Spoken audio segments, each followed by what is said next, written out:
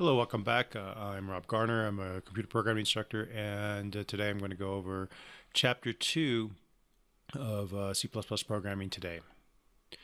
So this is what we're going to cover today in Chapter 2. And we'll start off with explaining some fundamental programming concepts. So when we're developing a program, we don't just start off writing code. The first thing we want to do is develop an algorithm. And what an algorithm is a process or set of rules or steps to solve a problem. I kind of think of it as a checklist of things that you want the computer to do. So let's say that we wanted to have a program have the user type in some text, and then it would count the number of times the word sheep shows up in this text. And this isn't trivial. The computer, unlike a human being, can't just look at a piece of text and quickly spot out where the word sheep is located. It actually has to read every character one by one and kind of mathematically figure out what's going on. And so we can read character by character, but we can't read whole words automatically with the computer. So what we'll do is we'll have the computer start by looking for an S, and so it'll read each character. For example, here it reads the character B. Is B an S? No. What about an A? No, that's not an S, that's not an S. It keeps going along until it finds the letter S. And when it finds the letter S, now it says, well, I've got the letter S. Do I have the letter H? And sure enough, the next letter would be an H. And then it would say, if I have the letter H, is the next one an E? And if it found an E, it would continue then to see if it found an E, another E, and then a P. And if it did that, then it would have found the letter sheep. If at any point it failed any of those tests, it would go and continue back to its previous mode of reading character by character until it found an S. So that's our algorithm for finding the words sheep in here. And once it finds the word sheep, it would increment maybe a counter and then continue back at the beginning of the algorithm, reading character by character. You know, here it would find an S, and then when it saw that the I is not the letter H, it would continue on reading character by character until it found the next one. So that's the basic concept of an algorithm. And notice that none of this is code. This algorithm does not use any programming syntax. You write it in plain language so that you understand what the process you're trying to build is. Let's take another example. Let's say we wanted to figure out the surface area on a soda can. Well, how would we, of all the metal on it? So how would we do that? Well, one of the things that we need to know is, what do we need to know to do that? We need to know the height, and we need to know the radius of one of the cylinders. And if we have that, we should be able to figure everything else out. And the algorithm would basically be, well, if we can conceive of the cylinder as being a rectangle, it's going to be the perimeter times the height. In order to figure out the perimeter, we can use the radius, and the perimeter given a radius of a circle is 2 pi r. And so the area of the sides of the can is going to be 2 pi r times the height. And then we can take both of the circles are going to be the same. So the area of the top is going to be pi r squared, which is really pi r squared times 2. And if you add those together, then we get the area of the can. And notice that here, sometimes you may describe your algorithm as a step-by-step list of things to do. Sometimes you may be just drawing out what you need to do and kind of describing it visually. Either way, you need to start off your program by doing some thinking and writing out what the basic process is to solve the problem that your program is going to solve. So steps to program success. So the first step you want to do is read the problem statement. Understand the problem and what it is that you're being asked to do. Know what the program inputs are. You need to know what things the computer needs to know. and get from the user in order to be able to do the calculations and then produce the outputs. And then understand the problem and what the desired results are. You also need to know what you need the software to do. And often this is defined by, in our case, we're going to give you a spec, but you would normally be asking a user to describe what they needed. And then you need to describe it with an algorithm. Then what you would do is you might build a initial version of your software, and then you would keep iterating on that initial version until it worked properly. Another thing you might do is use pencil paper to describe the problem and to describe your algorithm, and also prepare test cases. This is very important, and often you should develop your tests before you start writing your program. Your test cases are basically inputs that you calculate what the results should be by hand, and then when you run your program, you will put those test cases into the program to verify that your program is actually working. When you're describing your algorithm, as I said, might be a diagram. It could also be pseudocode, where you just write down step by step what you want the computer to do, not in any computer language, but just in your own words. And in the process of doing that, you want to identify what you need to test. Once you write your initial program, you're not done. You need to go and test it, and then see what's not working, and then fix it. And so one of the frustrating things with programming is that you often will think you're done, and you'll test your program. You'll find that it doesn't quite work properly, and then you'll have to fix it. And so you go into a test, fix cycle until it is working perfectly. And we call this iteration. So when you get the program to work, that's only your first iteration. You need to keep working on it until it works properly. You also need to make sure that your code is properly documented as you go along. So we're going to show you how to do comments and put comments in your source code. It's not that hard to get a program to work, but you need your code to be maintainable, which means that other people need to be able to read your code, because often it is someone else who's going to have to fix your code or change your code when a new requirement comes in.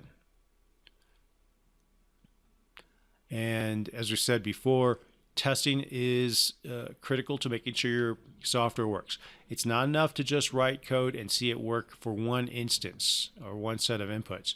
You need to prove to yourself that the code will work for all possible inputs.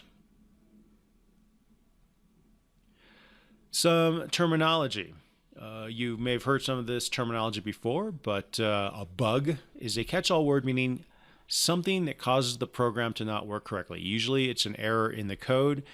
Some bugs may be syntax errors where the program won't even compile. Some bugs are ones that are runtime errors. The program runs just fine, but because of some way the logic was structured in your program, it doesn't return proper results.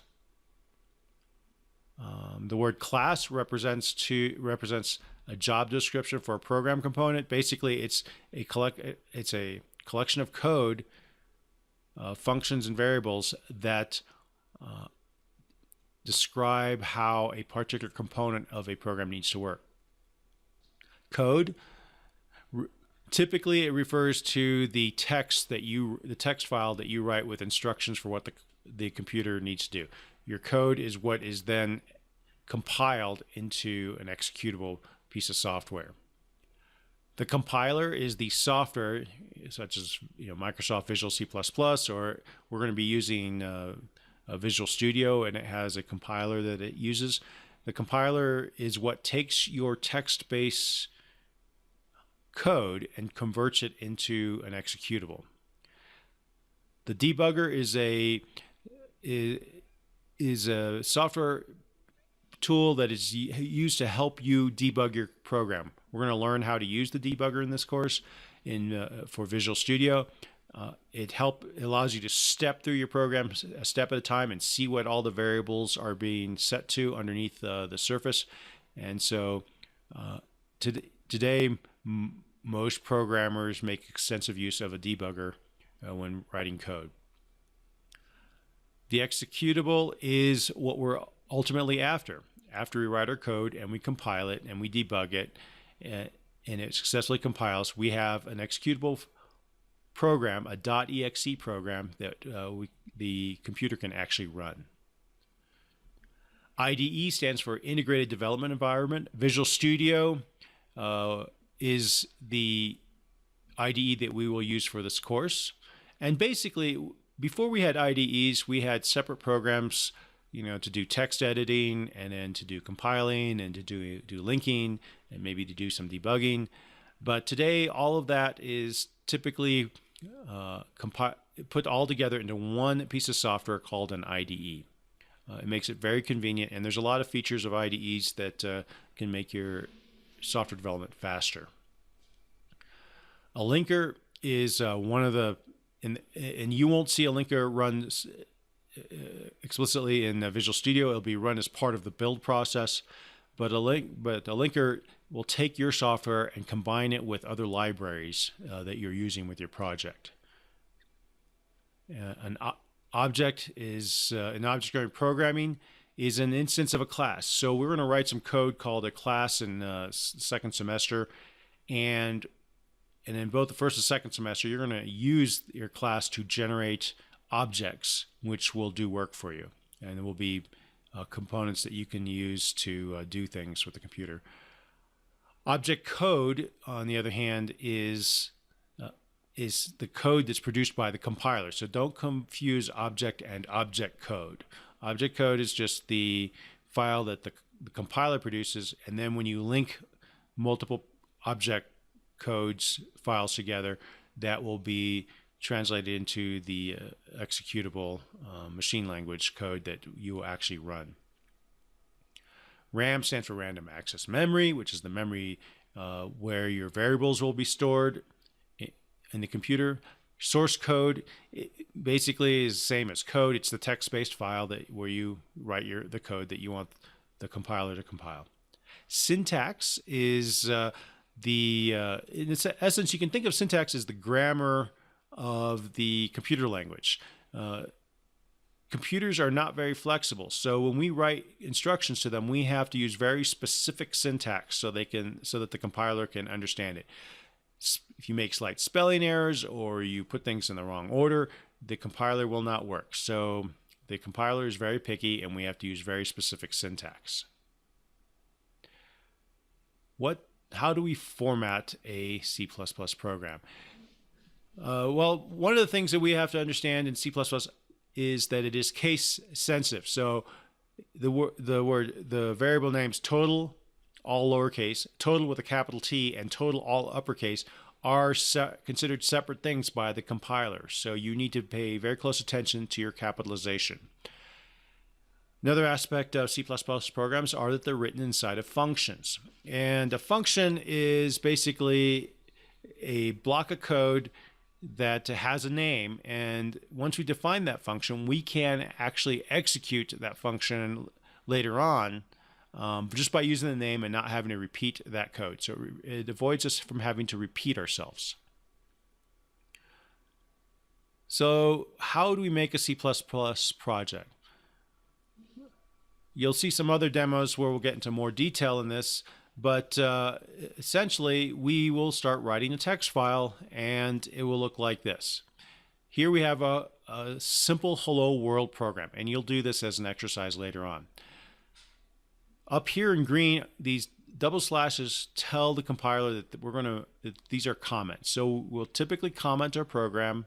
We'll have an include statement, and this number sign designates what's called a pre-compilation directive. And in this case, this include statement will actually says that we need to use we need the code from another library to include in this program. And when we're writing programs, for this course right now, we'll almost always include IOStream, the IOStream library. Using namespace standard, this tells the compiler that all of our commands, if not otherwise specified, are coming from the standard library space.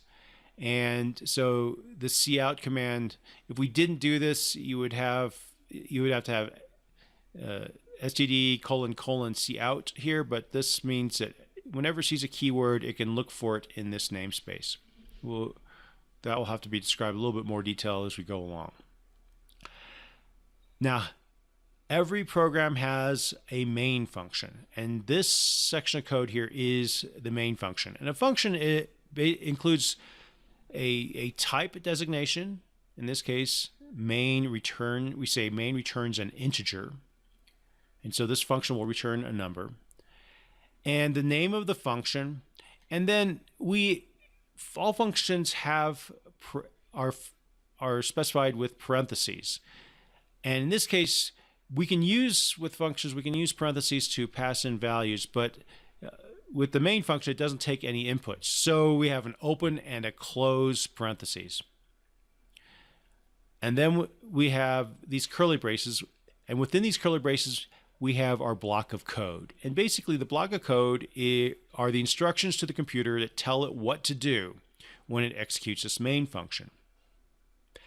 The reason why this function needs to be called main is that the operating system is always looking for a starting point to execute your code. And the compiler will look for your main function and specify it as the starting point. So all C++ programs will start with a main function, and that's where the execution will begin. And in this case, the command we're doing is called cout, and that means output something to the standard output device. On our computer, the standard output device is the screen or the console. So cout means console out. And with cout, we use this stream operator, which is this less than sign. And what that symbol says is take the thing to my right and stream it over to the thing to my left. So in this case, it's going to take this string, which is hello world, and it's going to take each character from that string and pass it to the console, the output console. And that will show up on our screen, and we'll see these characters show up. Now, it will happen very quickly, so all of these will appear to show up all at once, but in actuality, they're being passed in one at a time. You'll notice that in this string that we're sending in, and our string has to be designated by 2 double quotes. Otherwise, what would happen is the compiler would think that hello was a keyword or a variable name, and it would be confused. So anytime we're outputting to the screen, whatever we want to send out has to be in double quotes. And you'll notice this \n, which seems kind of odd. Why would we want to put that out to the screen? In actuality, whenever the computer encounters a / within a string, what it will do is it'll use the next character to send out typically invisible characters, things like tabs, or in this case a carriage return. So this will actually make the cursor go to the next line. So this is a new line character, this \n. So even though there's 2 characters here, this is really one character that gets sent to the screen, and that character is a new line character that makes the cursor go to the next line. And then afterwards, we have a return statement. All functions end with a return statement. If they don't have a return statement and the program encounters the last curly brace, it'll treat that as a return. And so return just says stop executing here. And in this case, because main returns an integer, we're going to say return the number 0, the whole number 0. And this number has to match this type here. The reason why we're returning 0 from our main function is that the operating system is expecting to get a number back from any program that runs, and it uses that to know the error status of the program. And so if we return anything other than 0, it assumes that there's an error. In this case, we know that it's going to say hello world, and it's going to be fine, so we're just going to return 0 and tell the operating system that everything's okay, and then that will halt our program. If you were to put this code into Visual Studio and run it, it would look like this. The cout would send out hello world to a console window, And then typically the console window will get a press any key to continue automatically, which will allow us to stop the program. We didn't write that out. That's done by Visual Studio itself. But this hello world is what we told the computer to output. So this is how you output things to the screen. You put a cout, a stream character, and then in double quotes, whatever you want to output to the screen. So, Socratic question. Lowercase total, total with an uppercase T, and total all uppercase. Are they identical things in C++? True or false? So take a look at that, pause if you need to, and then once you know the answer, click continue. So the answer is true. No. So the answer is false. These are not identical things. Total, and total. In C++, it's case sensitive, so these are all considered three different variable names or function names. These would be considered three different things by the compiler. So you have to pay attention to your capitalization in C++. So let's take a look at this. We have my variable equals 15, my variable equals 15. And notice that in this case, it's all on one line. In this case, we wrote it and we put all the characters on separate lines here. Would they execute the same or not execute the same? So take a look at that, see what you think, and then click continue. So in this case, these will execute the same. C++ ignores whitespace characters, so it ignores tabs in your code. When you write your code, it ignores tabs, it ignores carriage returns, it ignores extra spaces, and so you can use that to your advantage to make your code very clear. So use whitespace characters to make your code easy to use. Carriage returns are free. You can place them anywhere you want. So putting an extra carriage return here and there in your code may make things easier to read. And don't use a lot of extra spaces and lines because then it spreads things out too far. But judiciously using extra spaces and tabs to make things look easy to read is very important. Which brings us to commenting code. Comments are ways for us to write things that put messages in our code that people reading our code will read, but that the compiler will not actually execute. And they're very important. And while the compiler ignores all comment lines, they're very important to making your code easy to understand. So for one-line comments, you can use two forward slashes. And what the compiler does when it sees two forward slashes is it immediately ignores everything after the two forward slashes. So you can put anything you want afterwards and it'll be ignored by the compiler. But that's a great way to add clarifying comments into your code. If you want a multiple line comment, the way you do that is you put a forward slash and an asterisk at the beginning, and then an asterisk and a forward slash at the end. And everything between these two will be ignored by the compiler. And you can use that to write a little bit of a paragraph when you need to explain something in more detail. I will expect you to put comments at the beginning of every file in your programs, in your projects that you write or that you make modifications to in a program. And you should be putting in there your name, the date, a explanation of what the purpose of that file is, and the name of that file.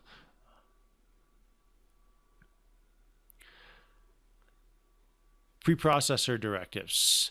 We saw how there was a number side include IOStream. That's not hashtag include. It's a preprocessor directive that tells the compiler that when you're making this program, I would like you to include the library, the code in the library called IOStream as well. The IOStream library is one that provides us things like the cout command. It's the one that allows us to write to the screen and read from the keyboard. So that's why it's included in almost all of our programs in this course. And so you'll typically include the IO stream, and you may include several other libraries as well. For example, you might include CMath in order to get the square root and cosine type functions. So CMath has a number of mathematical functions. You'll include IOStream, as we said before. And later on, we'll learn to use IOmanip library in order to format our output nicely so we can specify how many decimal points our numbers will have when they're displayed.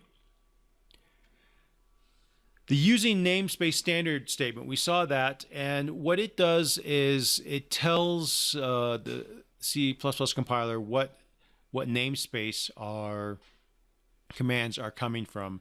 And if we don't have namespace standard, we would have to prepend std : to every command that we had. And if you look up code online, you may see that they don't use namespace standard, and you'll see standard :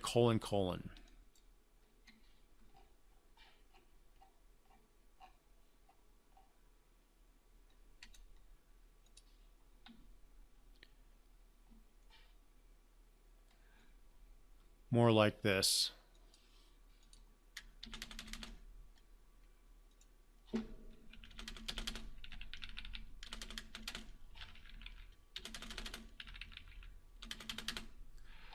And that way you can see that your curly braces are lined up, and it makes it clear that these statements belong in this block of code.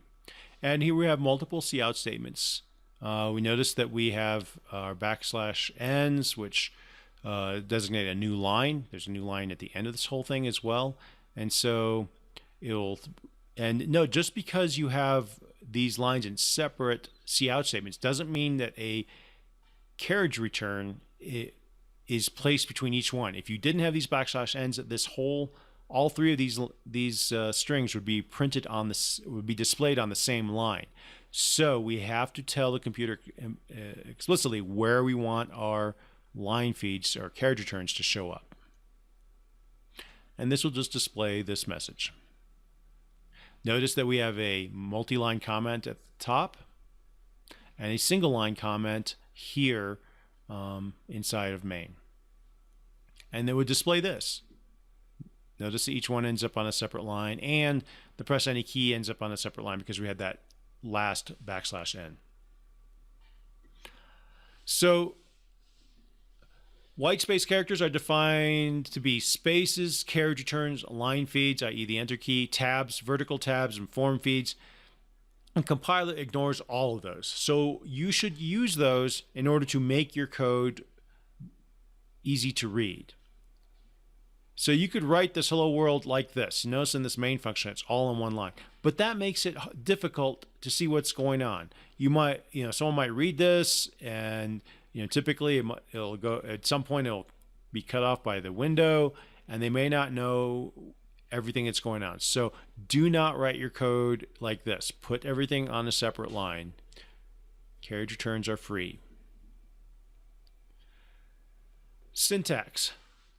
So you must write your statements in a specific syntax in C++. If you don't, the compiler doesn't understand it. Not only that, but if you don't use specific grammar, it doesn't understand you at all, unlike human beings, which are able to figure out what someone means, even if their grammar is incorrect.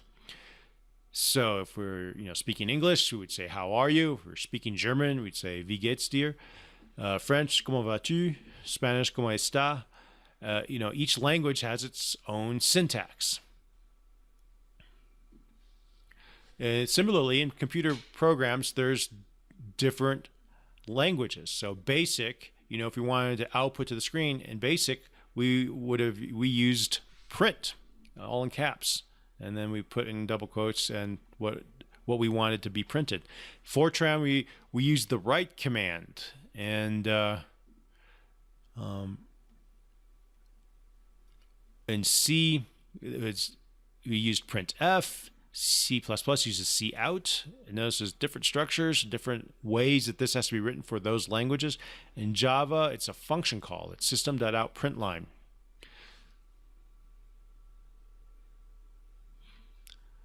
So If you don't write your code correctly, you'll get a syntax error.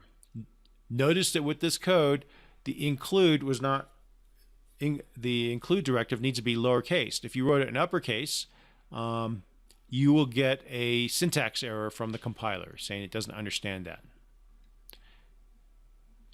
And if you put standard rather than std, C++ doesn't know that namespace, so it would give you an error saying it does not know what that namespace is. And in main, if we capitalized M, it would define that function, but it would say that you were missing the main function because it's looking for a main function with a lowercase m.